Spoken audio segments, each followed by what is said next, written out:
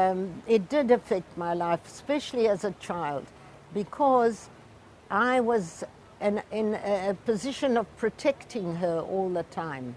Are you the youngest? I'm the youngest of the 4 children. My brother Jack was 8 years older than me. My sister Jane, who lives in Port Elizabeth now, was 4 years older than me. Then Lola came and she was 16 months older than me, and then I arrived, okay? And I had the tough kid, I don't know what you'd call it, the responsibility to sort of keep an eye on her wherever we were.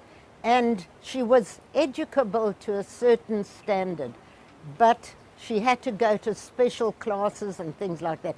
But she was also very overweight, and kids used to tease her. And I used to be the one to go quickly and say, she doesn't understand, please don't upset her, that sort of thing. At a very young age, I was doing that sort of thing, protecting her all the time.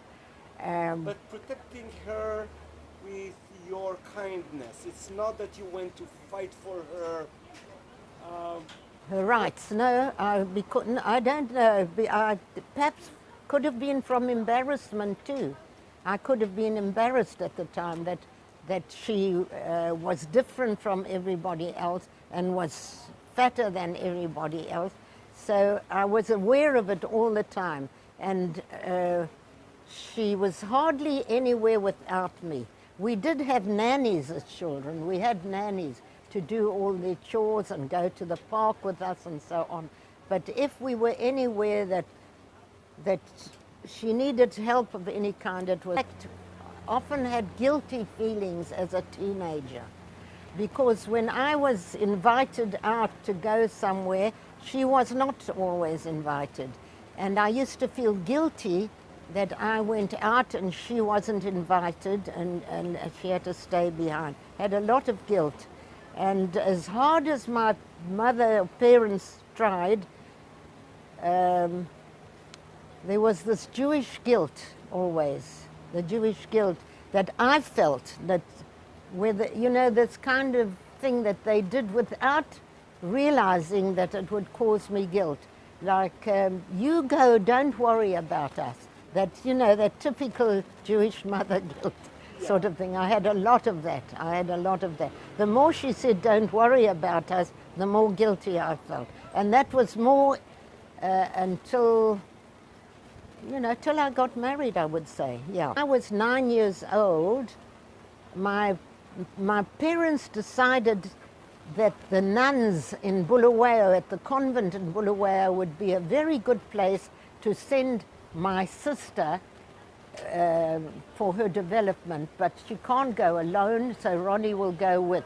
So I went with her as a boarder, to be at boarding school with my sister, and I had to really keep an eye on her.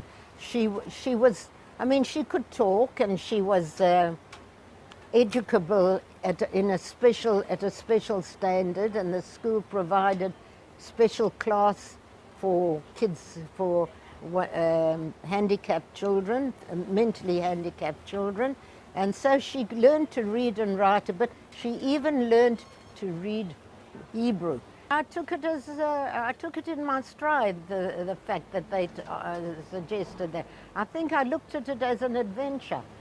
I don't think that I was upset about that. I was used to being my sister's protector. That part didn't enter my head until I got there, till I got to the school. Because there were developments at the school where I had to come and protect my sister. But on the other hand, the kids that we lived with became quite pleasant to her. But I had to help her in the morning make the bed and all that sort of thing. And it's also quite an intimate story that she had started menstruating as a young girl of 10 or something, 11, just before we left for England, for Israel, not for Israel, for Bulawayo. And when the nuns heard that she is at that stage, they said, she can't stay here, she can't be with these children, she's got to move to the senior section. And I was trying not to allow that to happen as long as possible. I was hiding it. We had to hide it from the other children. The nun told me, don't let the others know that this is happening. It was very secretive that any child should be menstruating at all, and particularly in that age group. And they eventually did move her. She settled down very well there, and the older kids kept an eye on her there, and was in a way partly a relief for me, in a way. But she handled that quite well. I still went to see that everything was going okay.